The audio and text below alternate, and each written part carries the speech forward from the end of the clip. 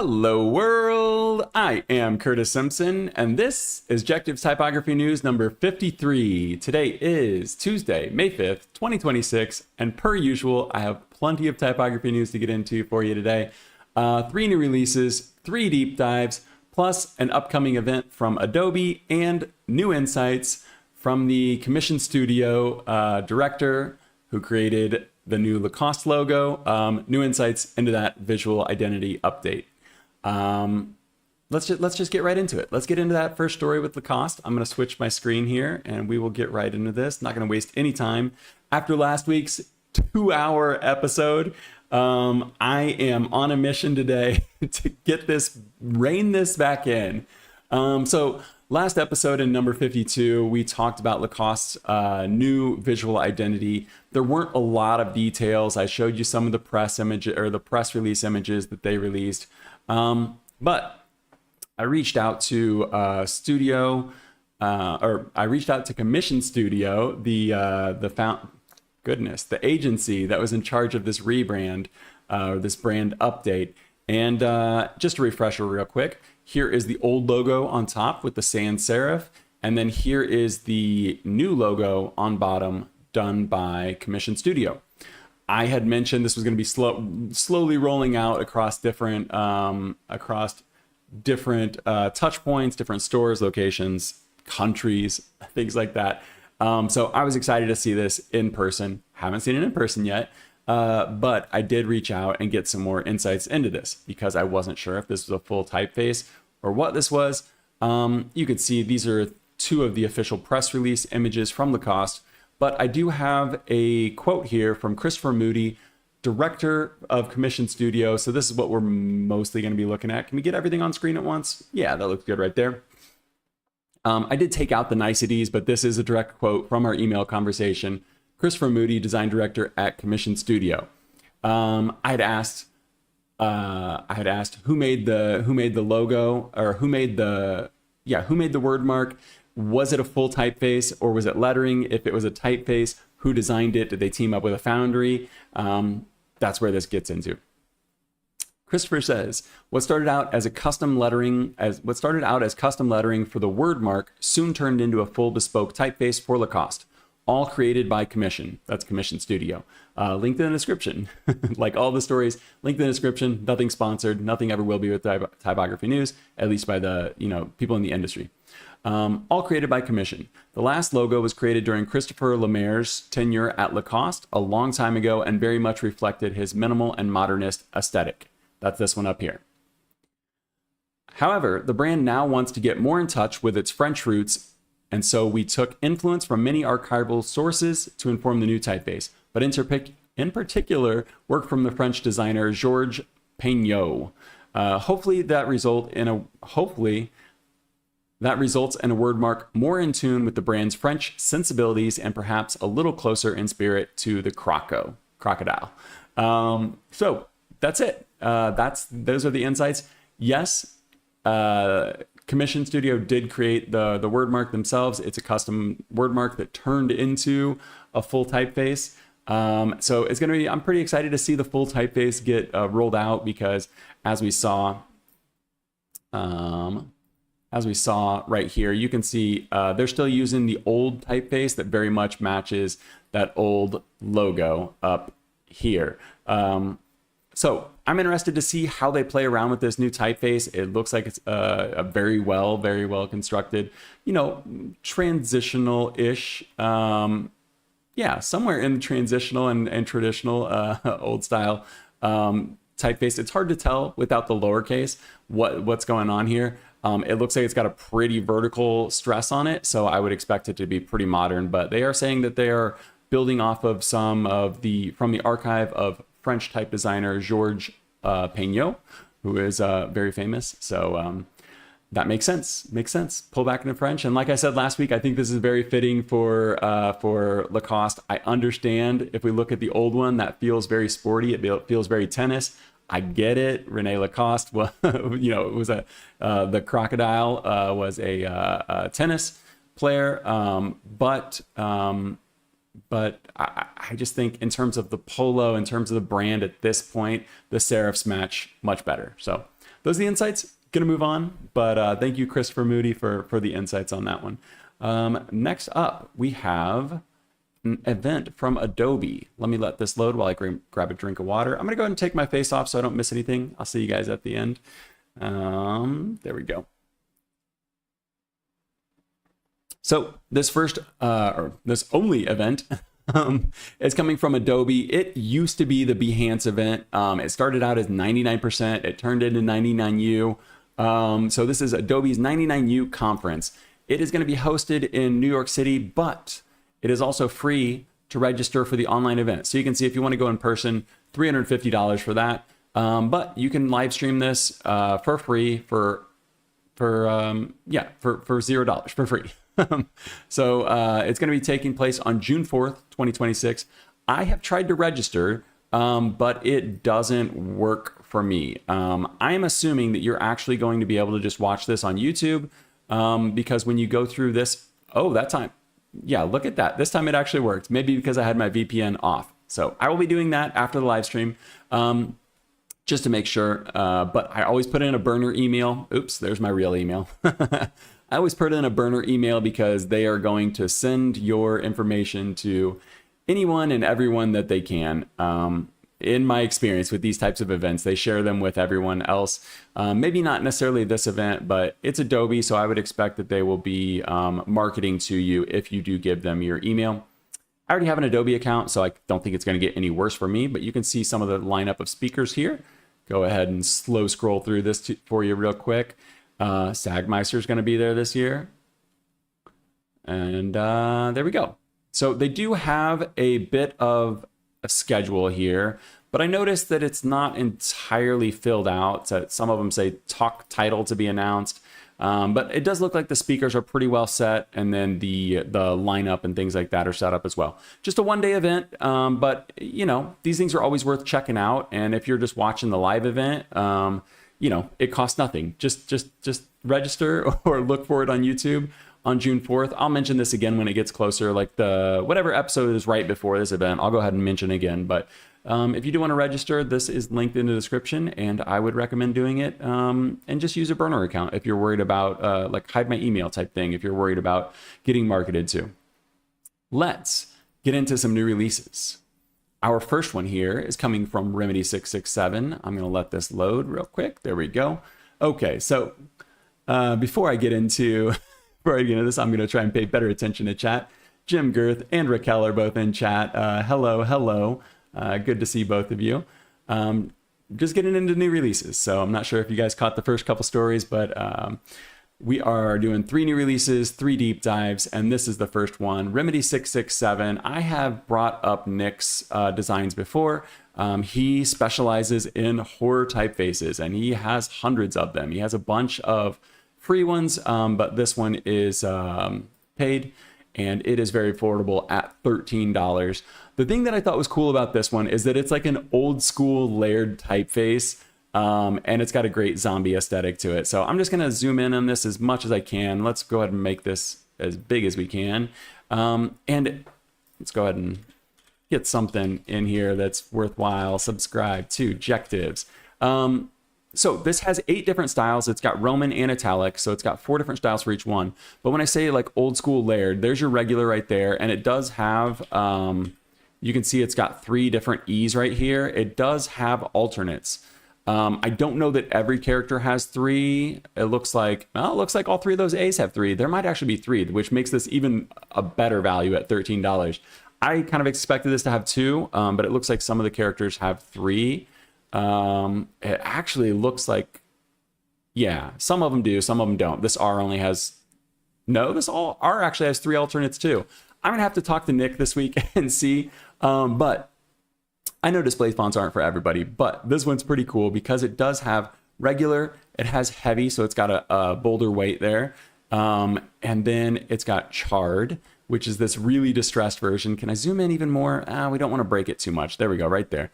But the cool thing about this is that it's got this blackout version right here. And if we go back up to the top, that's what's going on in the background here. So he's got the regular layered on top of the blackout, and you can get that cool outline, the outline version of it there. I think that if you were to do this, let's just get a couple of E's on here. So I think these are all going to be, the blackouts probably all going to be pretty consistent. But the others, the other three, like these charred and the others, you're going to get 3 alternates, at least for most of the characters we've checked today. We checked the E's, the A's, and the R's. But I really like this. I think for $13, you know, obviously this is very use case dependent. You know, you'd have to have something that you wanted to be distressed in like this. But I love that you can layer the 3 different versions on top of the blackout, or just go with the plain one right there without the background on it. And you're going to get a lot of alternates that'll make it look a little bit more authentic. And then I guess we can go ahead and show the obliques here. It does have obliques. And are the obliques? Yeah, the obliques are just built out of the Romans, but that's fine. You're still going to get 3 alternates for each of those E's, A's, R's, and probably most of the other characters. Let's check. Yeah, you've got 3 alternates for the S as well. I would go ahead and just, you know, say that you're probably getting 3 alternate, or 3 total different glyphs for each character as a blanket statement. It might not be true, but for all of the characters we've checked so far, they do have that. So I think this is a fun one. I always pay attention to see what Nick's working on, Remedy667. If you want even more insights into this, he puts out these videos. This one's about an hour long, and you can see him working on this. Evie Kramer's in the house, Rogue Wave Creative as well. Jim Girth says, I actually like the blackout by itself, obviously for more like texture conceptual stuff, but it's really readable. Sure. Yeah, I could see that. Just use the blackout if you were going to do some, you'd want it to be something that people would probably be pretty familiar with, knowing what they were going to read. But yeah, I mean, if I was just doing a bunch of objective stuff like that, and you guys knew you were on my channel, that's pretty legible on its own. But yeah, I love these old school, the layering ones. I know now we have color fonts and we don't have to do this, but it's still fun that these are getting put out. So there's Nick right there, but he's got an hour long, and I like watching these videos. Sometimes I just put them on in the background, probably like you guys do with my videos. But he's always doing these inspired by movie posters and stuff like that. And you can see him work through these and create the alternates and stuff. And I'm just going to show like a couple of still frames on this because I don't want YouTube to automatically flag me.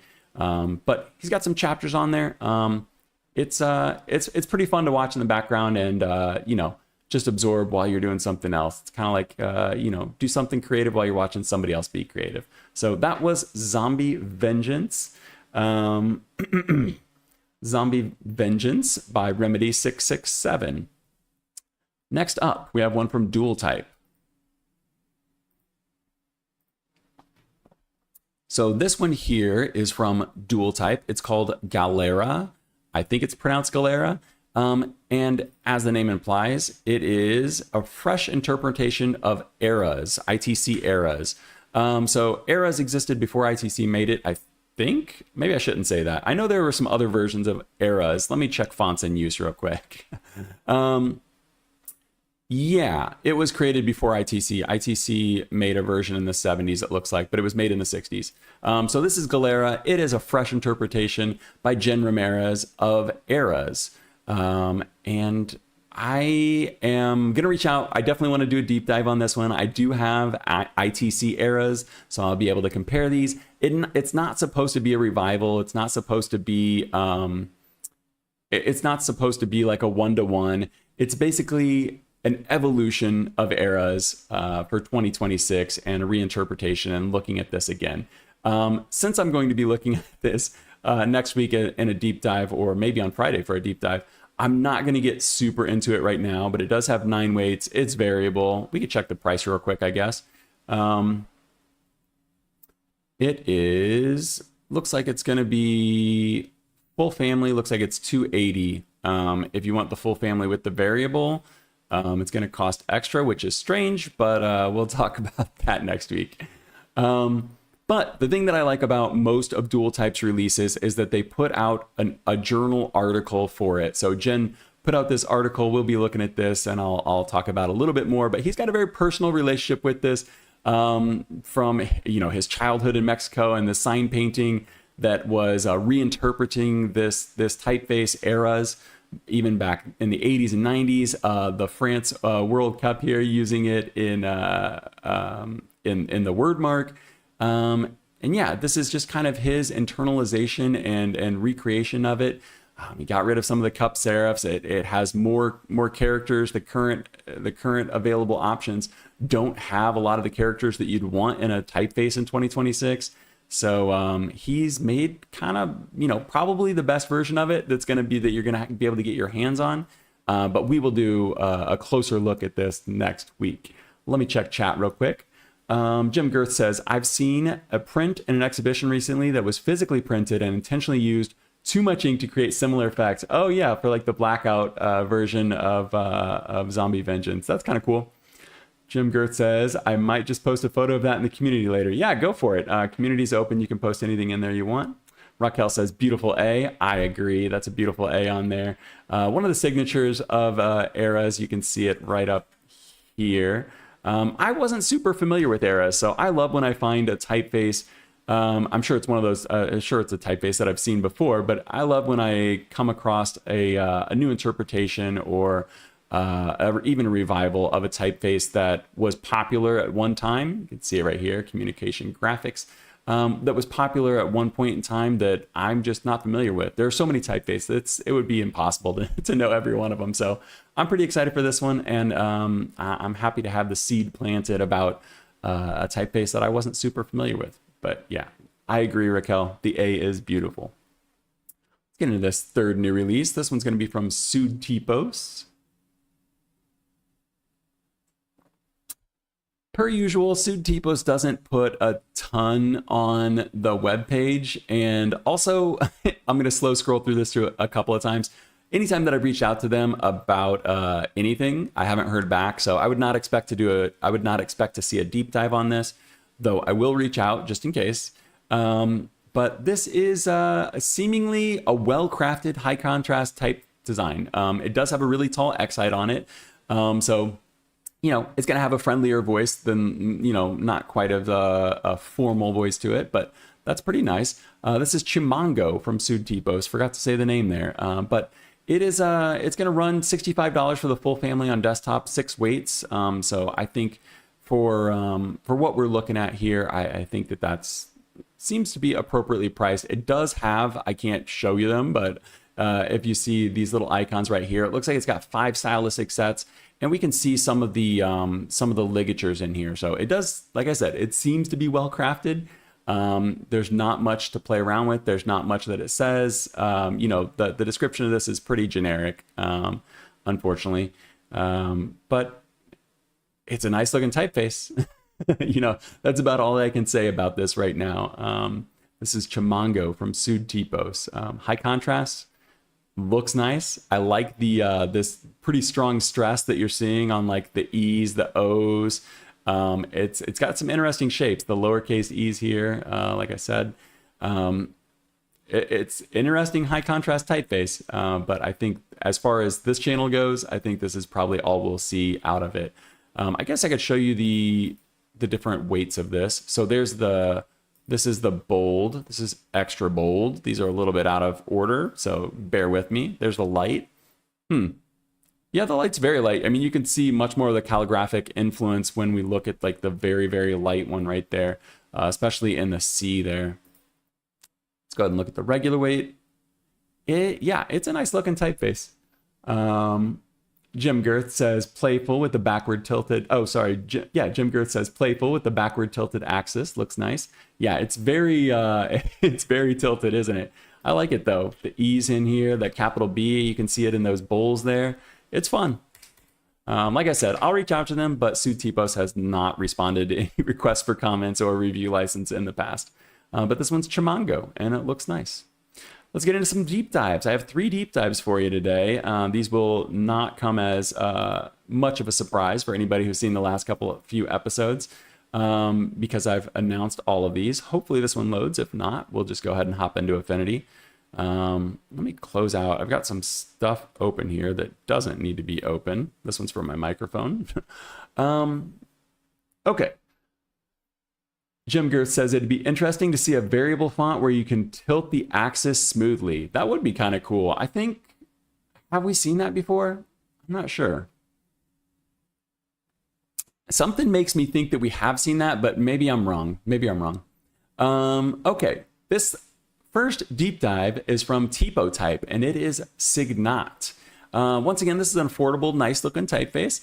After digging into this and looking at it, last week I said they were calling this a neo-grotesque, and I was saying this is a very geometric neo-grotesque. And I stand by that. But after playing around with it a little bit and doing some testing, this is kind of like if Helvetica and Avenir had a baby. I will show you the comparison between those two at the end of this at the end of this deep dive. But just to show you a little bit of their marketing material here, their specimens and stuff, you can see what they're looking at this being used as. You know, kind of a workhorse. Just being able to use it for wayfinding and UIs and anything that Helvetica could be used for, this could more or less be used for, is I think how they're pitching this. So let's go ahead and dig into this one. Get out of this. Here we go. This is Signat. I'm going to go ahead and give you some details real quick, and then we'll look at some weights, look at some styles. TipoType, 18 styles. This one's going to be static, no variable.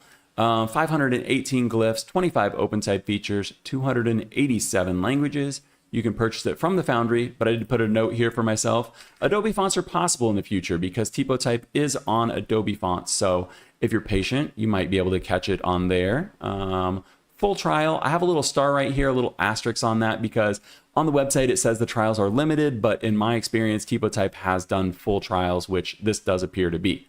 $99 for the full family on desktop, and I put OK license. Let me see my notes here. I put OK because it says that broadcast is not included, and they're very specific about saying that even includes amateur productions. So that would be me on YouTube. I would not be able to use this without purchasing a broadcast license separately. So that $99 would not include use on YouTube, and probably any video. So I would check the fine print and I'd reach out to them about that. Raquel likes this one. Grow and Geo had a baby. Yeah, for sure. So this is Signat. I'm going to go ahead and do our typical, let's go ahead and show you the weights real quick. Since this is not variable, I'm not going to be able to show you all of them. I'm not going to be able to easily slide through this, but we're going to go Roman italic, Roman italic. So it goes from thin, which looks pretty nice. Let's go ahead and look at thin real quick. I always like to look at the thinnest weight because then you can kind of get an idea of what the skeleton looks like. And if this looks good, then you can pretty much guess that the typeface is going to look good. It's also kind of interesting to look at these at the thinnest weight where they're presumably going to have almost no contrast. And then look at it at the heavier weights and see where they are adding contrast, if they are at all. So let's go ahead and jump to the heaviest weight. This is extra bold. And yeah, they've got a teeny bit of contrast in here at the joints. But I would say for the most part, this is pretty low contrast, even at the heaviest weight. Okay, let's go ahead and zoom through all of these. Starting at extra light, we've got italics on this. They are more or less going to be grotesques. It's not true italics, but that's to be expected when we're talking about a neo-grotesque, geometric sans serif. And it does move pretty smoothly up these. Very incremental. When we're talking 18 styles, you've got 9 different weights going from extra light to black. So that's what that is. Let me go ahead and set this one to regular, and we'll look at some of these up close. Raquel says, so nice. I agree. And for the $99 price tag on this one, I think you're really getting a lot of bang for your buck on this in terms of getting something that sits between Helvetica and Avenir. You can see the C here is very geometric, but then it's got those horizontal terminals on it like you would see in a neo-grotesque, which I thought was interesting. Because something like Futura is a little bit more open. I mean, this G here, you can see the green one. There's going to be an alternate for that. That one's pretty closed, almost like a ITC Avant-Garde or something like that. But as we go through this, you can probably, I mean, you'll probably have a similar sentiment as me. It feels somewhere between Helvetica and Avenir, and I have no problem with that. I think this would be extremely usable. And the benefit of kind of sitting between those is that it doesn't 100% feel like either one of them, but it kind of gives you the authority of both of them. And we'll play around with that at the end of this as well. And I can kind of show you a few word marks. You know, we can throw whatever we want into it, but a few like mock-up word marks, and you'll see that it does kind of have that same authority. Jim Girth says, very clean. Yes, Raquel, Signat. In the files, when I downloaded this trial, it actually said Signal, but I think that they may have changed it to Signat to not step on any toes or mess up any copyrights or trademarks if they're going to apply for one. So let's look at some of these alternates. I've got the green ones marked here for us. The stylistic sets, unfortunately, just say they're just numbered 1 through 9, but I can kind of get an idea of what they are because, unfortunately, luckily, Affinity does give you a little bit of a preview over here, so I can see which ones I'm looking for. You get the G with the beard on it. It's going to be a little bit more Helvetica-ish. I'm going to go ahead and turn these off as we go. We've got the G there. Let's get to the lowercase. We've got 2 alternates for the A. So the first one's going to give you that tail. So if you wanted to match your L right here with the tail, you could go with that. That's also a little bit more neo-grotesque. But you also have the single story A. So that is going to be very cohesive with your first 4 letters there, which I always appreciate. We've got the alternate G here, take you to a 3-story. Going to be, you know, a little bit more legible maybe, that just because it's going to stand out a little bit more in body copy. But for logos, I'd probably go with the 2-story there. We've got the L right here that's got the nice legible tail on it. It's going to separate it from the 1 and the capital I. With this 1 here, you can even do the tabular. I'm skipping ahead a little bit, but if you wanted to get really legible, you could really differentiate these 3 right here. Unfortunately, there's no I that you can, no separate I for that.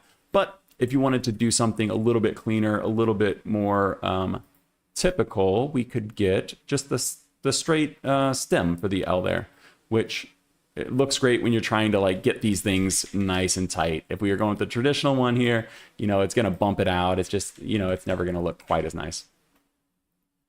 Raquel is in agreement here that they were looking at a Helvetica Avenir baby. The Y here, this is pretty fun. This is something we saw last week when we looked at all 3 neo-grotesques at once, which, side note, I don't think that I'll probably ever do 3 typefaces that are all in the same family again for deep dives because it did get a little bit repetitive. We've got 2 different Y alternates here. So we've got the straight Y right here, and then we've got this really friendly, really geometric, almost like 2 circles for the Y there. I said this last week, but I like when they give you the choice between making the Y look like the V or the U. I think that could be really fun for some branding and things like that, just to kind of mix things up. You can see the slash here in the numbers, so you can probably guess that that's going to make some fractions. I like this little fraction bar. Maybe everyone won't love this, but I think this number right now is kind of ridiculous. But I think if you were doing something a little more simple, the little gap in the middle of that feels more appropriate. Feels a little more fun and kind of breaks it up. So real fractions on that. Love to see it. Let's see how this looks in body copy because this should be a whoa. Got ahead of myself. I wanted to show you some more stuff with the numbers. We can look at body copy in 2 seconds. So the numbers are doing a few more things here. Like I showed you just a second ago, this does have tabular, so you could line these up. Let's go ahead and get rid of this slash right here. It does have tabular, so you could line these up very easily. Apologize. There we go. Proportional, tabular, always nice to see. Go ahead and get this on default. It does have old style. I'm never a huge fan of old style with sans serifs, but as far as it goes, you know, these look nice. And in context, and you know, like a paragraph or something, maybe these would look great. When you're just looking at them at like this, I always think the old style sans serifs look a little bit strange, but you don't have to use them. That's the beautiful thing about alternates. It does have case sensitive forms. Not going to worry about those right now. The fun thing with this one though, and a lot of fonts have this, but not a lot of fonts stick this in their stylistic sets, and it's the circled numbers. Lots of times you have to go in the glyphs panel, pick these out individually. This one is perfectly set for you. Now you can't put, obviously you can see these are all individual. It's just going to be 0 through 9. So unlike some fonts that we've seen in the past, you can't stick like multiple numbers and put them in the circle. I love when you can do that. But this right here is great for wayfinding. Just being able to turn these on and turn them off, and you can easily switch between the two sets. Love to see it. Okay. So just showing those off right here again because I like them so much. I think that this works very well as a workhorse. This is body copy, looks clean, no heavy, no dark spots. The headline works just as well as Helvetica or Avenir would. I didn't play around with any alternates, anything on this. We definitely could. We could swap out the G, we could swap out the A's. Probably wouldn't mix those two A's together, but mix those A's and G's. I'd probably go with maybe even this one if I was doing those G's. I don't know. Anyway, doesn't matter. Didn't have to play around with those. Looks great just on its own. Body copy looks nice color, nice texture. The italics there, they stand out very appropriately. It's got a nice slant to it. It's not too subtle. And then the bold right here. Let's see how bold we went. We went bold from regular. So we went up 3 weights on this: regular, medium, semi-bold, bold. We did go up 3 on that one, but it stands out very nicely. So I think that this works. I think that for $100, for $99 on desktop, this is a solid, affordable workhorse typeface. Now, like I said, it has 518 glyphs on it, 287 languages. That won't be enough for like some international brands and things like that. But for most people buying a $99 font, I think this would hit most of your bases. Let me go ahead and, Raquel says that the old style numbers look good as page numbers. I could see that. Yeah, that look a little classy. Not quite as big. Okay, so we've got Helvetica New on top. Could have done Helvetica, but Helvetica New, solves some of those problems that Helvetica has. So Helvetica New, Signat, and Avenir here. I don't know that we don't need all the other stuff on there. Let's just get this as big as we can. So you can see the G's on here. We know we can swap out that G to get more of a Helvetica G if you wanted to match that. But I think that when you're looking at the O's, like look at the O here, you got your grotesque O, you kind of in the middle there, and then you're much more geometric here. So it really just kind of sits in the middle of that. Even playing around with the Q here, you got the Q with the full tail going through the middle on Helvetica. It's just on the bottom there with Signat, and then you've got your iconic Avenir Frutiger Q there. But I really do think it just kind of sits in the middle of this. It doesn't have a super wide S like Helvetica does, but it keeps those horizontal terminals. So you kind of got like the width of the Avenir S, but you don't have those open terminals. You got the horizontal ones. I would be surprised if TipoType is the first to do this, but this is the first that I've like really dug deep into and kind of looked at in this context. And I think that it's a great execution. I love Avenir. I'm a fan of a lot of branding and stuff that Helvetica, Helvetica has been overdone at this point, but Helvetica is a great workhorse. So I'm really a fan of Avenir. Helvetica is iconic. So I just, Signat just has that emotional feel where it feels like both of these typefaces.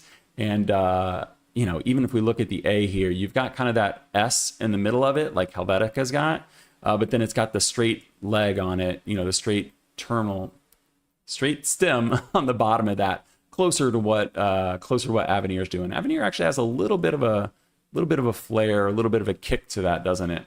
But yeah, I think these sit perfectly in the middle of that. Thank you, Raquel. Raquel says it really proves your point. Daryl says I'd like more kerning space on the right side of Helvetica News ampersand. Sure, yeah, those are. I noticed these with the Y's, so I started putting the ampersand in there with the Y, and I noticed how many older typefaces have bad kerning between the ampersand, especially on the Y there. But yeah, that's really close to the Z and really far from the Y. I think that if we're looking at these three in comparison, Signat's doing the best there, so they've definitely made sure to refine their kerning tables a little bit better than some of these older typefaces. But let me just go ahead and show you, if we were thinking about like some iconic Helvetica things here, American Airlines, we won't do the two colors, but you could swap out that L there and it'd look pretty much how it should. You could do Jeep, you could do, what else is there? BMW, yeah. You do 3M. And this is what I was talking about. Like you kind of just get that, you're standing on the shoulders of giants. How do you spell them? American Apparel. Is that right? Yeah, that's right. You're just kind of standing on the shoulders of giants with this one, where you're getting the vibe of Avenir and Helvetica, but for 99 bucks, kind of mixing the two together. And yeah, I think it looks very nice. So this one is Signat from TipoType. Let me go ahead and check the Go Signed. Go Signed? Oh, Go Signat. I got it. Yeah. Very, very nice typeface. This one's from TipoType. It's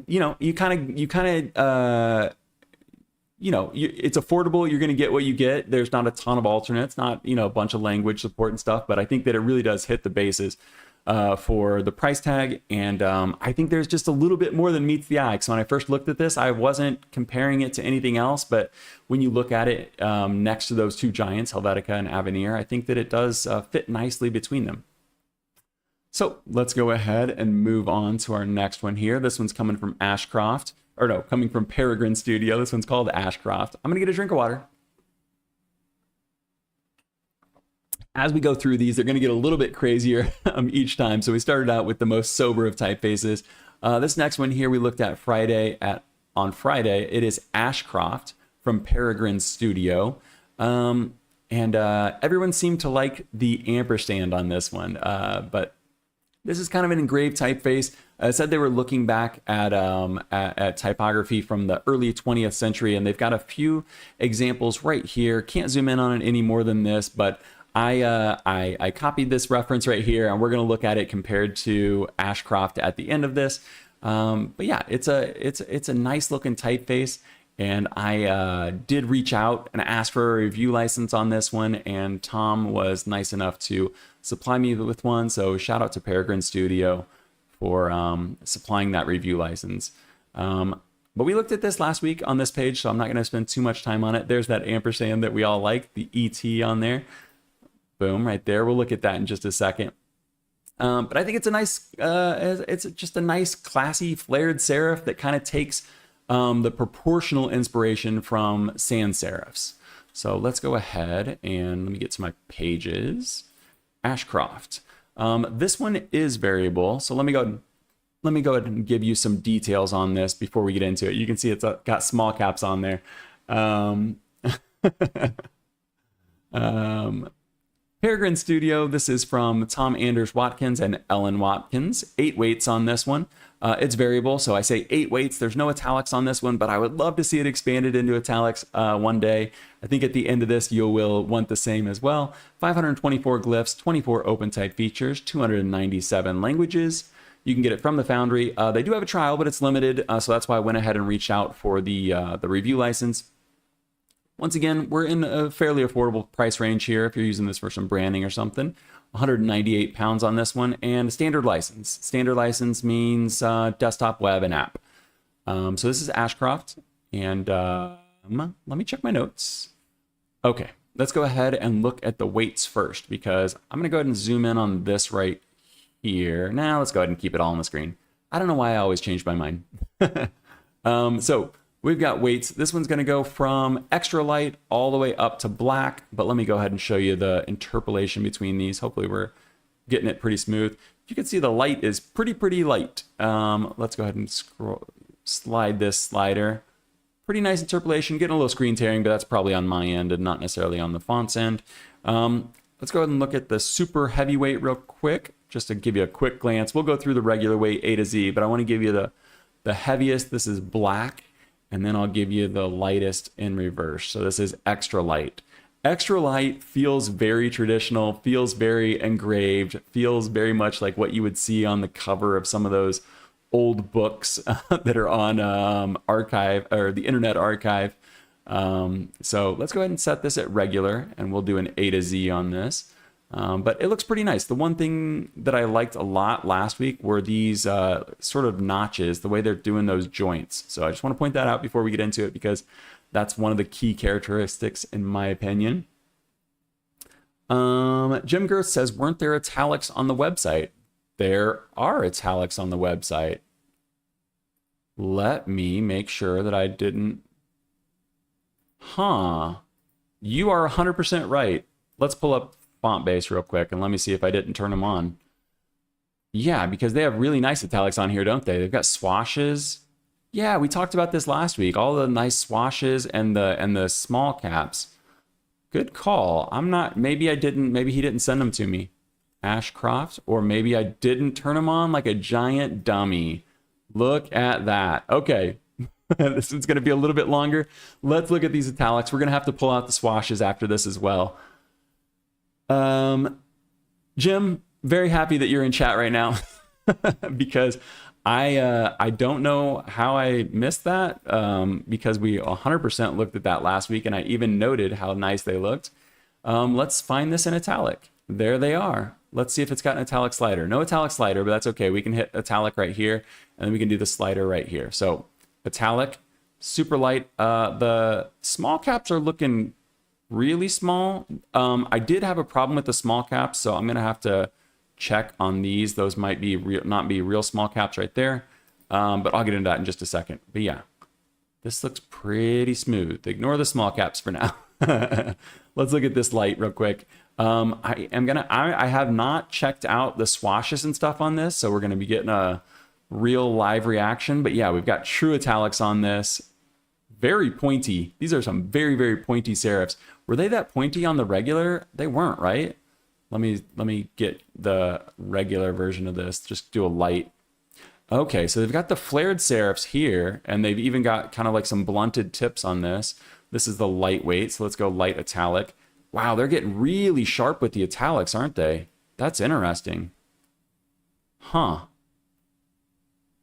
It looks nice though. It's almost a different vibe, but I mean, it's definitely true italics. These are definitely going to stand out really well in the body copy. I'll have to swap that out. Okay, so let's go ahead and look at this at the regular weight. Jim says, glad to help. Everyone else is saying, thank you, Jim. Yes, thank you, Jim. I'm so glad we didn't miss out on that. I would, yeah, because that was one of my critiques. I was like, man, I wish there was italics. And I'm so glad we looked at that because that was a great reminder. Okay, let's do the A to Z on this. Man, we're gonna have to do an A to Z on both of these, aren't we? The C is very open. You've got that kind of Futura C where you're cutting them off vertically there. Everything looks pretty nice though. Look at how pinpoint sharp that K is right there. Just barely touching it. Yeah, the flared serifs look very nice on this. Looks very engraved and sized, whatever term they want to use. On this one, I feel like the old style numbers are very fitting, and I know this is almost a sans serif with those flares, but it does just feel a little bit more appropriate. Let's go ahead and do this A to Z like we should. So this does have real small caps. I'm gonna show you a problem that this does have right now though. If I turn off the small caps on this, let me highlight these for you. If I turn off the small caps, you'll see that these are capitals. I have to do, let me go ahead and do it like this. I can't do small caps because it gives me fake small caps on the lowercase. So typically lowercase should turn into your small caps. That way you can do like a capital and then do your small caps after it. And you can just set everything like you normally would. For whatever reason, it might be a bug because it looked like it was the opposite in italics. We're gonna have to test it in just a second. But you can see I thought that they didn't work. And the first time I went through this, I went into the glyphs and just literally just double clicked every single letter so we'd have it to look at. But then when I was playing around with the body copy, I realized if I do caps to small caps, I actually get the small caps. And likewise, if we do all small caps, it puts all small caps. Okay, so I have to do caps to small caps with just the caps right here. So we can get the real small caps on there, but it does seem like there's a little bit of a bug. But they look great. They look great for what they are, and they look really nice in the body copy, and we're going to look at that in just a second. Once again, very open term or very open counters on this. You can see the A is very open, the C is very open, same with the E. So I don't know that this is going to be like a workhorse typeface because it does have a ton of character, but as far as legibility goes, you got a very open S there. It's very open. It's it's definitely very legible. I say it's legible. I'm not sure that it's readable. But yeah, Raquel says, it's interesting how it can have so many different vibes. Yeah, for sure. Let's go ahead and look at this in italics. I know some people that are not super, I don't know if anybody that's not super into typography that would be watching this, but you can see right here, these are fake small caps. These are not the real ones because the weight is just so light. So instead of that, let's see what happens if we do regular small caps. Nope. Huh. I'm not sure. I'm not sure how to get the small caps for the italics. Let's just do caps to small caps for now. To me, that doesn't look right. That looks really thin compared to the lowercase. So I'm gonna guess that those are not real small caps. But I would also guess if we go to the glyph browser real quick, we'll probably see small caps on here. Oh, they've got a bunch of swashes for lowercase.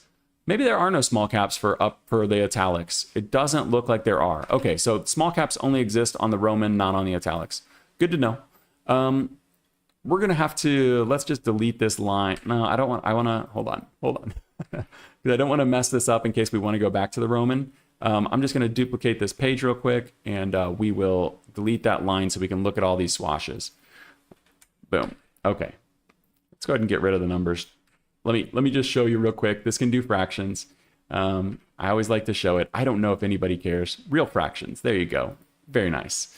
That would be great for in body copy, just to throw a fraction in there real quick if you wanted, you know. I don't know that it's super proper, but yeah, just so that you could in some body copy, it's nice to have that option. Let's check out these swashes. We'll get to the ampersand in just a second. I have it in my notes. But let's see what these swashes look like because I was not, ooh, okay. We don't have it quite big enough, but there we go. Wow, that is very calligraphic, isn't it? It's almost like ribbons pouring out of the backside of the letters. A lot of angles, or a lot of like sharp edges and stuff. How would you even say this? Straight edges. It looks pretty nice though, but it definitely has a way different vibe. Look at that L going underneath the M. Wow. And I know that this like kind of looks out of, look how low that Q is going. This looks a little strange when you're doing all caps like this, but hopefully everyone understands that this is out of context.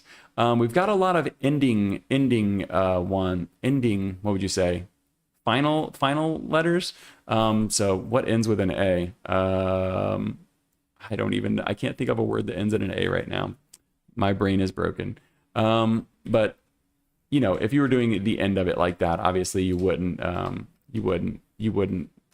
put it in the middle of a word, but looks like we've got a lot of final lowercase letters here with swashes, and most of them look like they're the same. You can see the L, M, N, they're all just the same. But we've got some nice ones here. V going on top, same with the W. The Z is pretty fun. I like that Z a lot. Let's see what these other alternates are, because they do have some other stylistic sets here. Okay, so we're just getting some other swashes out of this. So we've got the E here and the F there. But if we swap this out for the second one, you get a little bit more of a sober one. I could see that being useful as well. Yeah, so you're getting like some swashes on the top, but they're a little bit more restrained. And let's check the last one here. Okay, so the last one's giving you, that's a nice starter A on that. I could see that being really nice, you know, for a proper title or something that's starting with the A. Then you've got the K that's got the leg kicking underneath. That's nice. Yeah, so there's a lot going on here. There is a lot going on here for sure. I apologize that I didn't have these ready for you before, but hopefully, let's get some black italic. That looks pretty nice. You could swap out that A on this one. Let's see if we can get it. There it is, Ashcroft. That looks nice. Very Arabic. Yeah, I would agree with that. It does feel very Arabic. Okay, let's look at this in body copy. I did want to show the ampersand. I forgot. I want to show the ampersand. 1 second. Let's get this one back to a Roman. Man, really threw me off that that I forgot the italics. So we've got this ampersand right here. Unfortunately, there's not like an, oh, there is stylistic sets 1, boom. Okay, so if you have it highlighted, then it's going to show you these. So it's stylistic set 1 and 2 on these, but they don't have them individually labeled like here's an alternate ampersand. So just a little bit more, giving you some of those, connecting the top there on the, so this is the default. This is the first alternate. Connecting the top, giving you a little bit of that swash there. So I could see that working out well if you were doing the swashes, a bunch of swashes, and you wanted to put your ampersand between words that also had the swashes. That's very nice. So we've got that one, this one, and then we've got the one that was on that specimen that looked so nice. This would be so case specific, and it looks nice when they do it. Let's see the one where they did it right here. It looks beautiful when they do it right there. They stuck Nordic in italics and then nothing else in italics. That's interesting. But this is one you're going to have to play around with. I'm not sure if this would move up with case sensitive forms. No, it doesn't. So you'd have to play around with it to make it look nice, but it's interesting. I don't think I've ever seen an ampersand that's so like blatantly like the Latin et on there.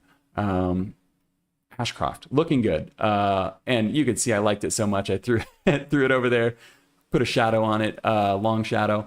But I played around with the title a little bit more on this one because by default it just didn't look great. So I think with a typeface like this, you probably are going to play around with it a little bit more. And with all those alternates and stuff, you're probably going to want to anyway. But I think that looks very nice up there. Put the swash on the W. Probably could have done some even more crazy stuff if I would have remembered that it had italics. But you can see the small caps look great. They fit perfectly in here. When I was looking at this up here, I felt like they looked a little bit heavy. And I know it's subtle, but they just feel a little bit heavy when you're looking at them in this A to Z. But then when you look at them really in context, it looks perfectly fine. They do stand out a little bit, but small caps are meant to stand out a little bit. And I think they look great right there. I think that there's not like anything, they don't stand out inappropriately. They stand out appropriately. Since I didn't know this had italics, let me go ahead and italicize this real quick. Regular italics, and as expected, true italics always stand out the best. That stands out really, really well right there. Type design is a closely related craft. Raquel says very legible. I agree. Like I said, I don't know that everything is going to work to be set in this, but if this is your brand typeface, then yeah, this probably would be more than readable enough for most people for something like this. If you're doing a spread like this, I don't know that I want to read a book with this, but it's very legible. And digital age right here stands out pretty well. Let's see how heavy we went. We went semi-bold with this. So we just went up 2 weights. If you wanted to really bump this up, go with like a textbook bold on there and really make your term stand out. That stands out even more. So yeah, I think that this looks amazing just on this spread right here. It's got enough character to do a fun headline for you. The small caps stand out beautifully. The italics stand out beautifully. And then the bold is going to do its job and highlight anything you need highlighted. So this really is, for the right voice, this is like an excellent workhorse typeface. I pulled up those specimens just to see how it compared to what they were looking for. Raquel says, really nice in copy. Wasn't expecting that behavior. Yeah, it works much better than expected. And when you pull all of those elements together, like you pull everything together on this one, and man, it's doing so much more than what you just see on here, because you're just looking at the letters really big, and that's why it's so useful to be able to look at these review licenses for this, because it really does work so well all together. But just to wrap things up here, I pulled that specimen out, or pulled those references out. So they had 4 or 5, 6 of them maybe on here. They were looking at these old, early 20th century British, I'm not sure if this is typography or hand lettering. Some of it kind of looks like hand lettering, but it's probably typography. Looking at some of these, but then they were taking aesthetics from this and mixing the proportions of sans serifs, which I thought was interesting. And we'll look at that in just a second. So we've got London's Tramway, Hampstead Heath. And I just stuck this right here just to see how it would look writing the exact same thing. I think it looks very nice. It looks, when you start setting these up in like tiny little mock-ups like this, it feels so much fancier than just looking at the letters by themselves. Obviously, this is just word for word right here, but I wanted to look, this is just pulled from a specimen, but I wanted to look and see how does this compare to these sans serifs over here. That might even, I don't know what sans serif that is. I don't want to make a guess. But it's kind of cool when you look at these. Let's go ahead and pull this up a little higher.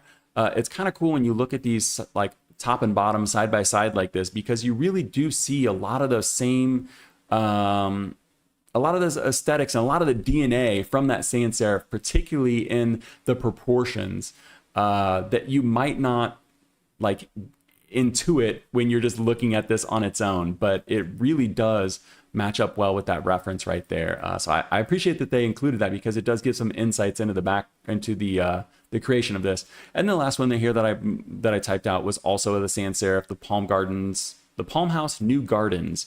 And this one I think looks particularly fancy. I did space this out. I didn't I didn't kern anything. I just tracked it out. I think this one's the Key Garden's 100% and Palm House is probably 50%. I just tracked it out real quick to see what it's going to do out of the box. And, you could play around with this, make it look even better, but I think just right out of the box, it looks very nice. And I think that these all fit the aesthetic that they were going for. So I think when you look at the references and then you look at the end result, they very much achieved what they were going for. And as we saw when we pulled them all together, this just looks amazing. So that is Ashcroft from Peregrin Studios, Tom Anders Watkins and Ellen Watkins. And like I said before, standard license, $198 for the family on desktop. Very, very nice. I'm going to get a drink of water. We're going to get into this last one here. This one is doing the craziest, so I saved it for the last. It's going to be hard to follow. This is Kyrios from TipoType. Let me get a drink.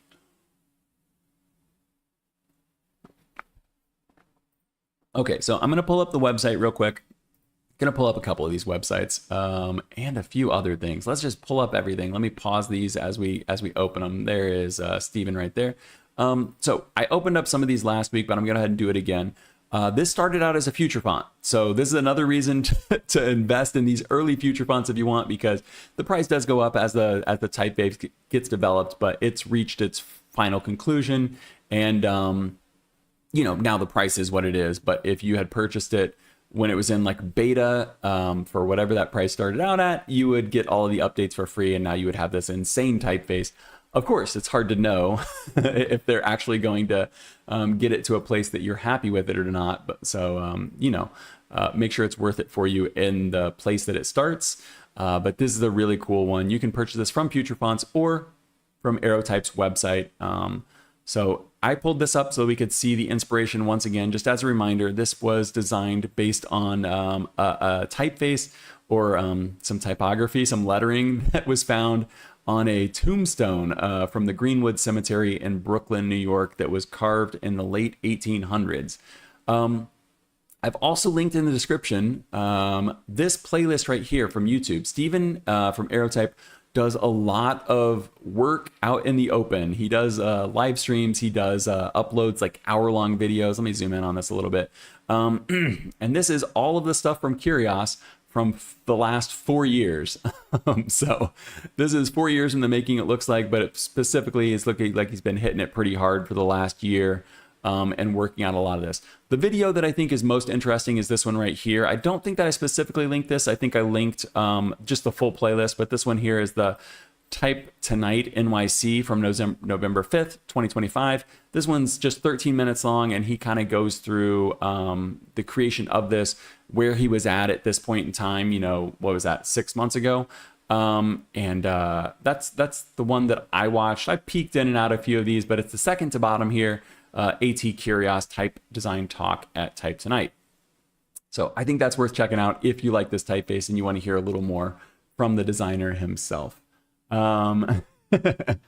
Raquel says, Kyrios is quite curious. Great name. Yeah, I agree.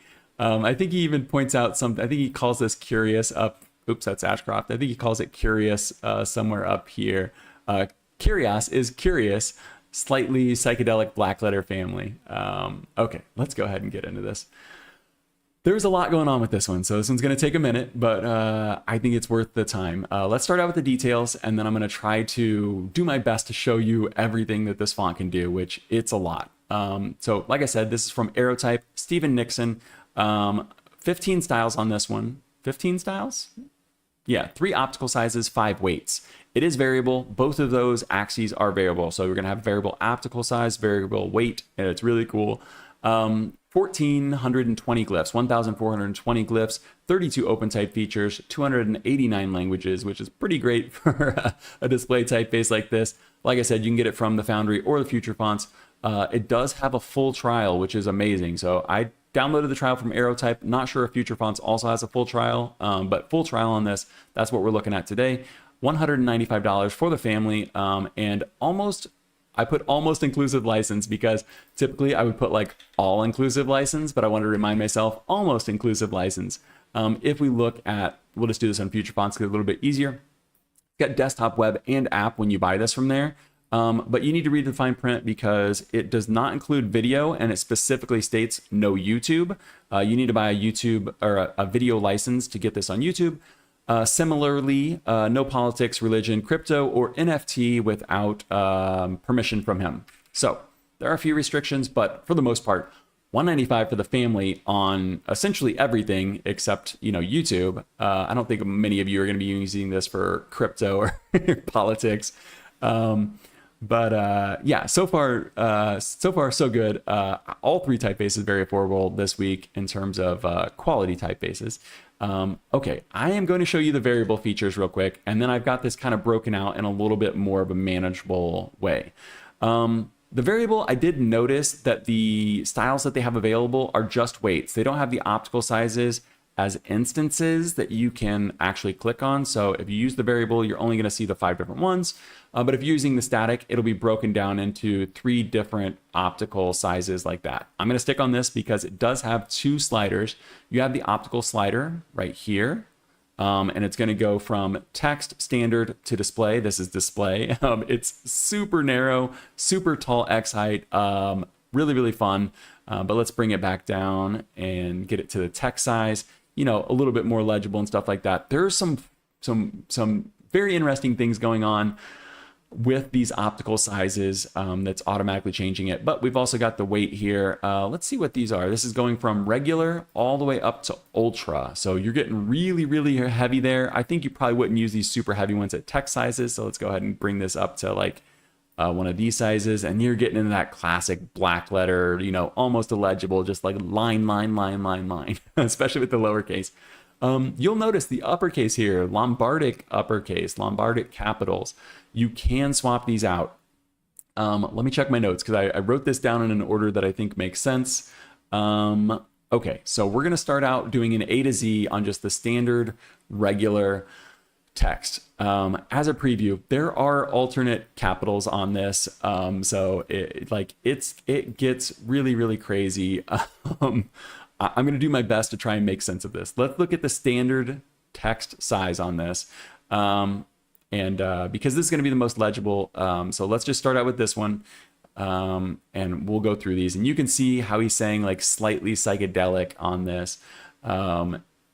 It's doing a lot, and it's doing some really cool stuff with these R's in here. The T's drop down quite a bit. Maybe the text size wasn't the best one to start with, but we're going to look at all 3 optical sizes in just a second. So I just want to give you a preview of kind of where we're starting. I'm not sure what weight he actually published first, so that would be interesting to go back and look at. I do know he's planning to publish an article. Look at that 8, doesn't connect. That's pretty cool. I do know he's planning to publish an article, like looking back at this whole thing. I got too excited. I couldn't wait. I had to do my deep dive now. Jim and Raquel both like the R on this one. Really cool R, and that one R does come straight from the Tombstone. He went in and the R and the K were pretty similar, so he had to make the K a little bit more distinct from the original. But here are all three of them set together. So all of these are set at the exact same size. What do we have it set? I have these set at 120 right now. And you can see how much smaller the display is. Obviously, when you're doing display, you're just going to make it huge. You know, you're not actually going to use it at that size. But just when you're doing like the slider and stuff like that, you're going to have to play around with it a little if you're trying to find something in between one of these and you're using it for display. I think in a lot of cases, this is going to just be a display typeface. Despite the fact that it has text, I really doubt you're going to set a ton of text in this.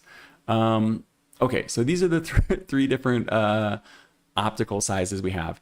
Let me just go ahead and note this right now. You can probably see there's a little bit more going on with this display one in terms of the E and the G, and like this just gets super illegible, right? There are higher legibility versions of this. So we've got the display that's pretty illegible, but you can turn on the higher legible ones. Likewise, you've got this text here that's very legible. The lowercase, you know, despite being black letter, despite being very, very characterful, you can turn on lower legibility and get something closer to the display. So I think that's really cool. And like I said, I'm not going to be able to give you a perfect picture of this because there's just so many details, so much going on. While we're here, though, let me go ahead and show you this. I love to see some fractions, and there they are. Similar to what we saw in the beginning with Signat, he's breaking up that fraction right there. So I think that's kind of cool, and I think it's very fitting for this one because you do have a lot of characters like the 8 and the 9 here that are not fully connected. So not connecting that slash is pretty fun on that. Also has old style. You can see the old style not only changes the characters, but changes the aesthetic of them as well. And it has a /0. The /0 is pretty fun. I feel like this is much more fitting than just sticking a generic 0 through the middle of that. Jim Girth says, love the G, love the display G, very creative. Yeah, it's it's very creative. It's very you would really have to know the context of what this G was. Like you'd have to be familiar with the word for sure in order to know what that is. But if you weren't familiar, you could always throw in that more legible version of it. And Raquel says, agrees with the G, and then says, it reminds me of hot wax sliding down a candle. For sure, this heavy weight right here really does just feel like hot wax. All of this is really, really fun. Okay, so we did the numbers, we did the fractions. Let me check my notes real quick. Next up, we're gonna look at the capitals. So I showed you that they can change. Let me just go ahead and zoom in on the default right here so I can show you some of the differences that there are. There are black letter caps that are gonna give you, a more black letter version. So these are Lombardic by default. They've got black letter that's going to give you a little bit more of the black letter aesthetic. That will match the lowercase just a little bit more. Let's go for standard here. So if we did the black letter caps on this, I do think this matches traditionally how you would expect them to match. That doesn't mean that's the best choice. That just means it's a choice. So that's the default right there. It does have black letter caps on it. It also has Roman caps. So you can see it's not going to change all the letters for Roman, but you can see the E and the F there. You're getting something that's just a little bit more legible. Zoom in on some of these real quick. And you can see these very characterful, that iconic R that we all liked. You can swap it out to something that's a little more Roman, a little more traditional. Then there are curvier ones. Now the curvier ones have the least amount of alternates, but you can get that A. You can get that A really curvy and really playful if you want to do that. Let's see what other ones are. I think the M and the N. Yeah, so the M for sure. And then I think the W as well. So not quite as many curvy ones as there are black letter and Roman, but these are still pretty fun and pretty useful. So these are all four of them at the same time, just to give you like everything all at once, because I know when we're kind of flipping through them real fast, it's difficult to compare them. So I put them in an order that I think makes sense. I've got default on this third line right here. From the top to bottom, we're doing black letter, curvier, That is not curvier. Hold on. That is curvier. And this is Roman. Okay, so from the top, we've got black letter, curvier, default, and then the Roman caps on the bottom. So you can see the Roman, especially in like the E and the F here. And then you can see the curvier and the A, the M, the W down there. So I think black letter is probably going to be your most useful in terms of like making it feel like a black letter font. Roman is obviously going to be the most useful in terms of like making this a little bit more legible for readers. And then curvier, you know, you just got a few characters there you can play around with. The one thing to note is that when you use black letter, it actually has different numbers. So the other three don't have different numbers, but black letter does have its own numbers. And you'll note these look very familiar because these are the numbers that it switches to. Let me go ahead and do this one right here. These are the numbers that it switches to when you go old style. So old style numbers are always going to be the black letter numbers. But that makes sense because the lowercase up here are those black letters. So if you're doing lowercase numbers with the old style numbers, it makes sense that these would match the lowercase, right? Raquel says, pure art. I agree. This is an insane typeface. And definitely check out Steven's playlist if you want to get like a really, really good look at this because he goes through everything. Let me go back up to these lowercase because we're not done. We are not done. Like I said, there are some higher legibility and lower legibility things. So just as a refresher here, we've got pretty legible by default. As we go through these, if you change your optical size to the text version, you're going to get much higher legibility with these lowercase letters. If we do lower legibility, oh, actually it's all of it. It's the uppercase and the lowercase. I apologize. I was focused on lowercase, but it's all of it. So we'll zoom in on this much of it. I apologize. I can't show you all at once, but I do want to get it zoomed in a little bit. So this is the default right here for text. If we do lower legibility, you can see it just adds so much more detail. You know, you're sticking a baseline bar on the bottom of that A, you're sticking, expanding the top of that A. You're really getting pretty wild with this, and it just adds so much more to it because you can almost get like the display effect out of your text size. Look how wild that X gets. And there are even more alternate X's, but the fact that this is variable makes all of this so much more fun. And I'm going to get to that again at the end of this, but I wanted to show you that. Then let's go ahead and zoom in on this one. I think I've already got the legibility ones on there. So the same way here, we looked at before, but just to reiterate, you can get higher legibility on the display version. So if you like this really, really narrow, compact, dense black letter with the display, but you want it to be a little bit more legible, you can turn on those legible features right there. Let's see how this looks in like the ultra weight. Yeah, so you can get ultra right here, and when it's at the default, like the lower legibility for this display, it can be pretty tough. But if you click on those higher legibility forms, you get a little bit more out of it.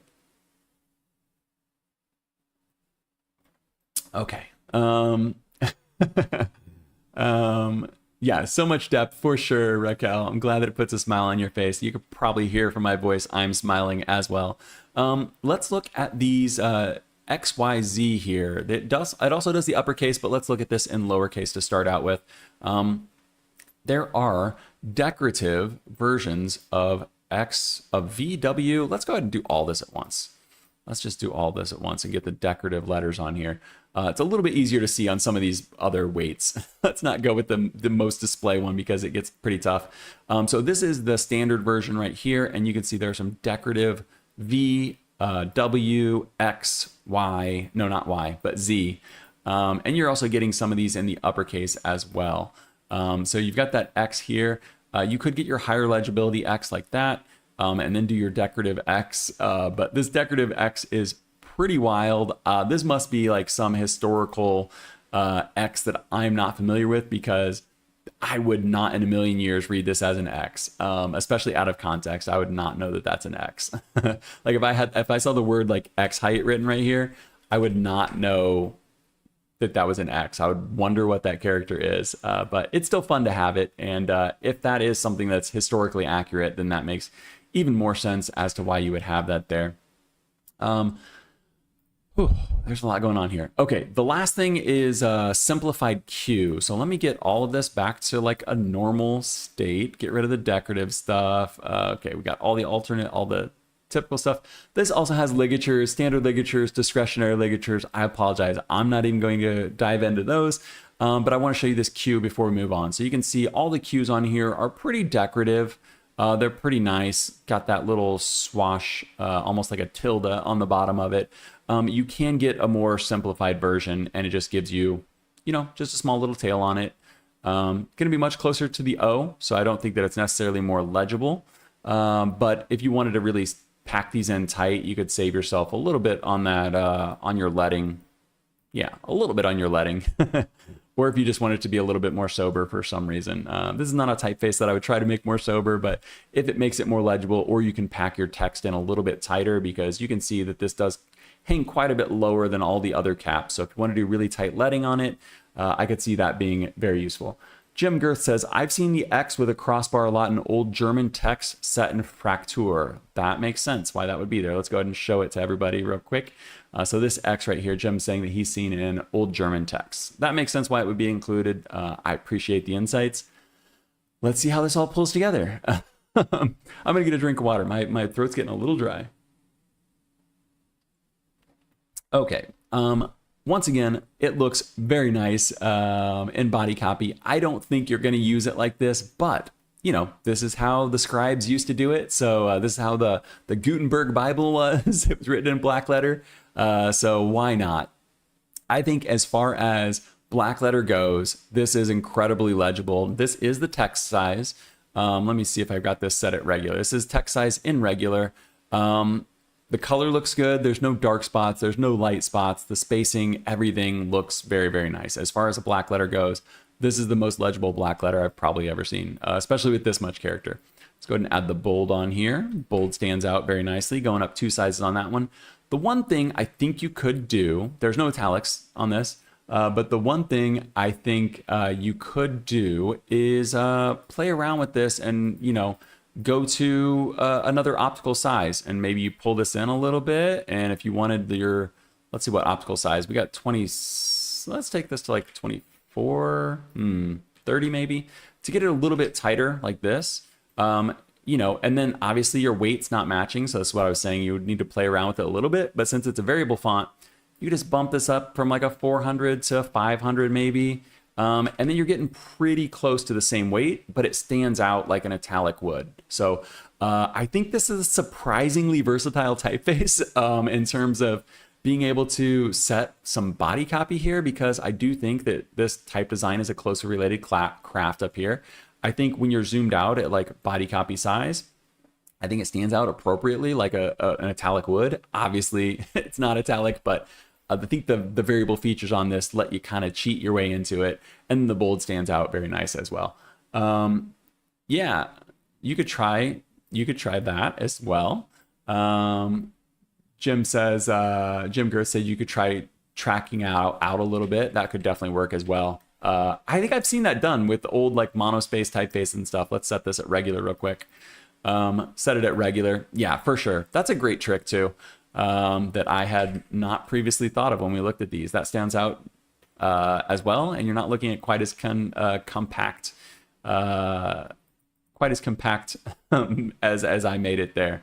So there are definitely tricks that you can do, and of course you could just put it in bold and then put other things in extra bold. We do have a fair number of weights here. We've got 5 weights on it, but just to kind of drive home the point from the beginning.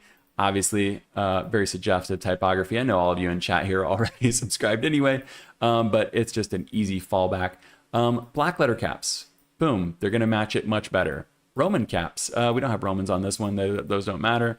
But this is the text weight right here. Since we're in variable, let's go ahead and play with the optical sizes. This is the text, but you could take it to that the display version, and you can see as you do it, you get automatically the less legible versions as you get into the display sizes. So it's going to swap those out for you automatically. And if you're using this in a browser, unless you turn it off. Your browser would probably do this automatically for you, so that's pretty cool. If you wanted it, obviously you could turn it off, and you could swap. Then you could bump up your weight as well and just get like super crazy with it. Obviously, you could set this in all caps as well, and then we could play around with all of the different caps and like, there's just so much that I think you can do with this. I feel like I'm really only scratching the surface here as far as this goes. The other thing I want to note is that this automatically switches you to capital spacing when you switch to all caps. So if you turn off capital spacing, it's going to give you the default spacing, but it does have a capital spacing. I forgot to mention this in Dargan last week. It had the similar feature, but automatically switches you to capital spacing and just kind of spreads those out a little bit more for you, which I love because the more that I can let the designer make it look how they want it to look and how it's intended to look, the better it's probably going to look. So yeah, I mean, hopefully I've given you guys a good idea of what this can do, but there's just such a big difference between we're on like the display here at the heaviest weight versus like, let's go to optical, we're on text at the lowest weight. Look at the difference that you can get between these, and I've changed nothing. I'm not using any of the alternates, any of the crazy stuff we looked at. You're gonna get a lot of mileage out of this for 195 pounds. You're gonna get a lot of mileage out of Kyrios. That's gonna wrap it up, I think. Oh, we've got one more thing. That's gonna be our last deep dive. That's Kyrios from AeroType. As you can probably guess, this is going to get 2 giant thumbs up from me. I think that it's just doing a lot. And the other thing to remember is that this is $195 for the family on almost everything. Desktop, web, app. The only thing you can't do are video. You'd have to reach out for a video license, and then politics, religion, stuff like that. But three different base license on here for less than 200 pounds. I wrote, this is $200, $195. Stephen is from the US.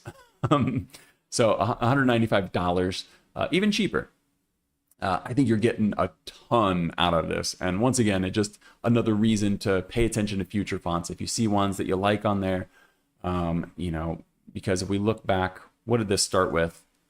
It started 4 years ago. So, you would have had to put in your time, but I think you would have gotten your investment back on this one. I'd be pretty pleased if I had purchased a light license from the very beginning. I'm going to go ahead and turn my face on for this final story.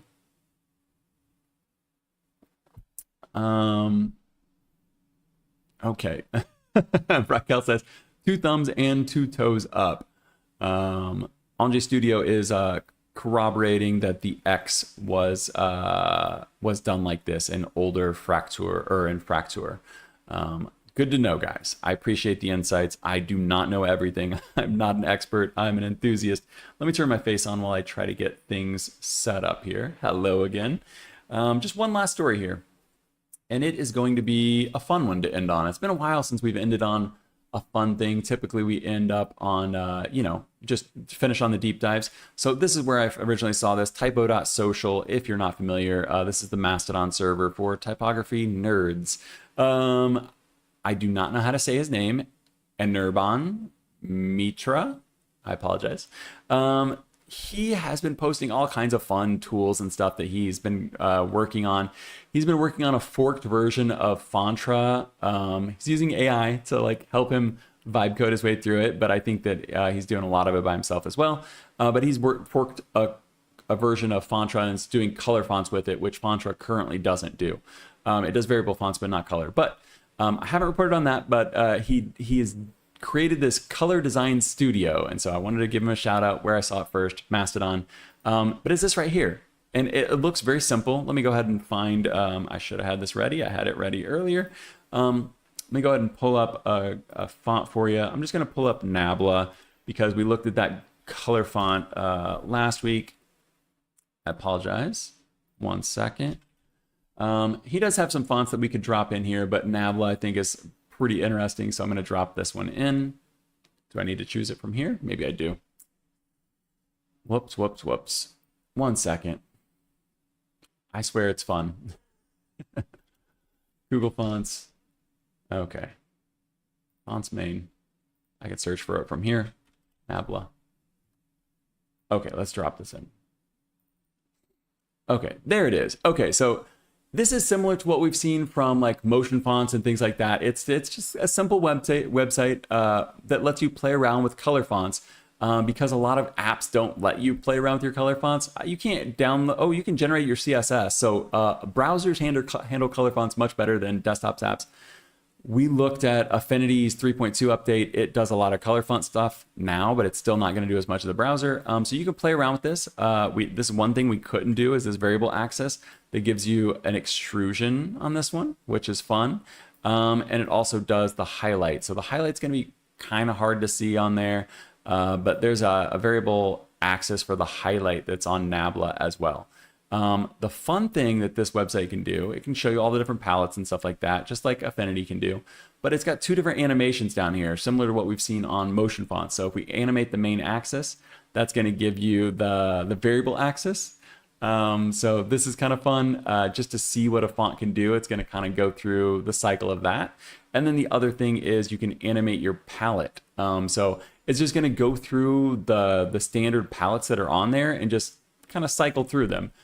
So I don't know how useful this is, but if you have color fonts and you don't have an application like Affinity can change the colors, but it can't do that extrusion and stuff, then this could be a fun way to play around with the color fonts in browser. And then also you can set this. So that's like a cool, fun little animation you can do. But what you can do is you can set your palettes right here, or you could even choose your palettes however you wanted, and then go down and copy the CSS and stuff like that. I don't know if, yeah, I don't think if you animate this, I don't think you can copy that. But it's just a fun little, side project, side little web page that that's I don't know. It's just fun. That's it. It's just a fun little thing. So that's gonna be it. Let me go ahead and put my face cam on here, and we'll get out of here. Yeah, I think we had some banger fonts today. I think that especially the deep dives, but I'm learning. I'm putting them in order of like craziness because it's really hard to follow up a typeface like Kyrios. Even though, when we were looking at Signat from TipoType, like that's a beautiful sans serif, but it's so hard to go from the display face to the sans serif. But yeah, that's going to be it. I will be back on Friday. I've already seen some of the new releases we're going to be looking at on Friday. It's going to be crazy. The type designers, the foundries are going so hard right now. It's a great time to be a fan of typography, to be a type enthusiast. So I appreciate you guys being here. I was Curtis Simpson. This was Typography News number 52, and I will be back on Friday. So I will see you guys then.